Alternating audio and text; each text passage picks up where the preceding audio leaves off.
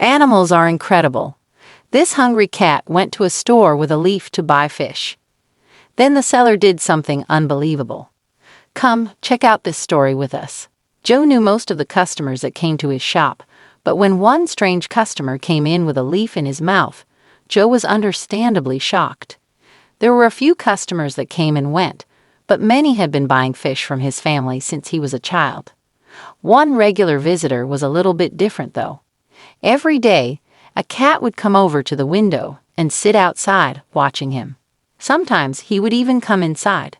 The first time he came inside, though, one of the customers chased him out. But he kept coming back, and even though he'd leave just as soon as someone approached him, he seemed to be happy just watching the people do their transactions. Joe didn't know why, but the cat didn't bother anyone, and he never tried to steal a fish, so he let him be. Joe loved animals and especially cats, so having a cat come for a visit at his shop was pretty great. But what happened next was even more special. One day, the cat wandered in with a leaf in its mouth. This time, he came to sit on the counter and placed the leaf there. Then he sat waiting expectantly. At first, Joe was busy with customers, but then it all clicked into place. You won't believe what the fish seller did next. It's pretty unbelievable. Joe figured out that the cat brought the leaf for a very good reason. He must have noticed that all the customers gave something, and then they received their fish in return.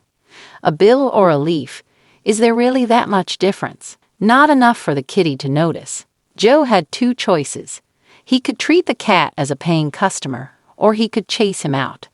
What he did was shocking. Joe decided that he wouldn't turn any paying customer away, even if they were only paying with a leaf. He gave the cat a nice piece of fish for his troubles, which the feline grabbed before running off.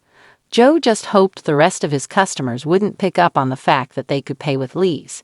But once the cat understood he could trade a leaf for a fish, he quickly became a regular customer. Every single day, he would bring his leaf to the fishmonger and get a little fish or a piece of fish for his dinner. They started to call the cat Sushi, and they all got attached to him. They even put some fresh water outside for him. Clients and workers all knew the cat and welcomed him among them. Joe got into the habit of keeping a little fish on the side for his new friend. But one day, that tiny fish would fill his heart with terror. It was a really busy day at the store. People came and went, but even if they all knew to keep an eye out, they didn't see their favorite furry customer come in at all. By the end of the day, Joe was starting to close the shop when he realized that the little fish was still on ice and hadn't been claimed for that day. Why hadn't the cat come in to get his food? Joe had been working since very early in the morning, and all he wanted to do was go to his home right next to the shop and get some rest. But his worry about the cat overshadowed his fatigue. He wouldn't be able to rest until he knew that Sushi was okay. But where would he start searching? First, he started around the shop and searched in the park across the road. Then he climbed in his car and drove around the neighborhood. The cat couldn't be very far since he came every day. If Joe could just spot him running around, then he could relax and go home. Instead, he got something very different. As he was turning a corner, his eye caught something just on the side of the road. The familiar body of a tabby cat, but the cat wasn't moving. He was curled into a ball, and it was almost a miracle that Joe spotted him at all. He looked so small where he lay. Joe pulled to the side of the road and got out. It was definitely Sushi, but the side of his body was bloody. For a moment, Joe's heart skipped a beat. He was almost afraid to check if the cat was breathing. Then Sushi turned his head and looked at Joe. His eyes seemed to be begging for help. Sushi was always full of life, and his eyes always seemed mischievous to Joe. Now they were just full of pain. It looked like a car had run him over, and the cat had just enough strength to crawl out of the road. He seemed close to death. Joe scooped him up and carried him in his jacket back to the car. He searched the internet and found a vet in the next town over. When Joe phoned them, he got their voicemail. They were closed. Joe lay his head on the steering wheel and almost cried. He didn't know how to help the cat, whom he considered a friend now. Then the voice message on the vet's answering service went on to give an after-hours emergency service. There was hope after all. As quickly as he could, Joe drove to the town. He was frightened that there would be traffic that would slow him down. Sushi's breath was hampered, and that made Joe hold his own breath. He didn't know if he was going to be on time. He got to the vet. Joe had never been so relieved to see other people in his life. They took Sushi from him and checked out his injuries. The poor cat had to be in a lot of pain. He had an ugly wound and had lost a lot of blood. He also had a few broken ribs, and one of them had punctured one of his lungs. That's why he was breathing so heavily. They had to perform an emergency operation to help him.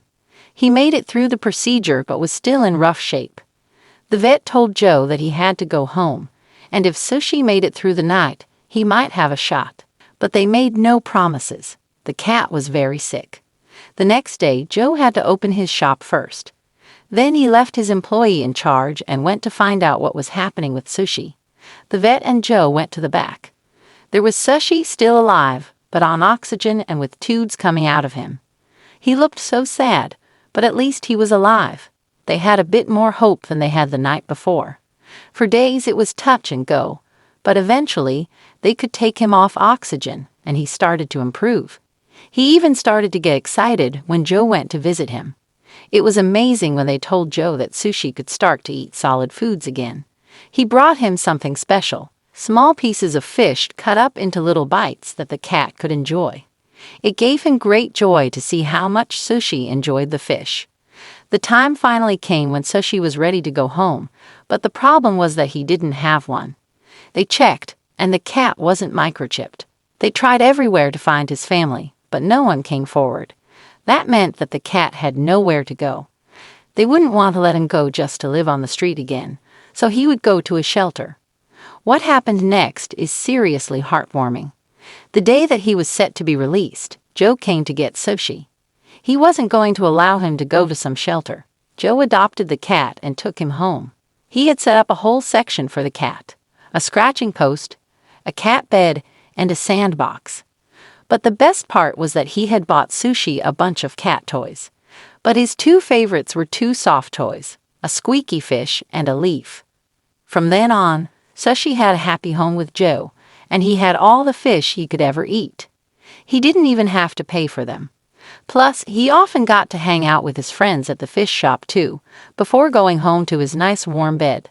A customer had become family. Thanks for watching. Join us again for more great stories.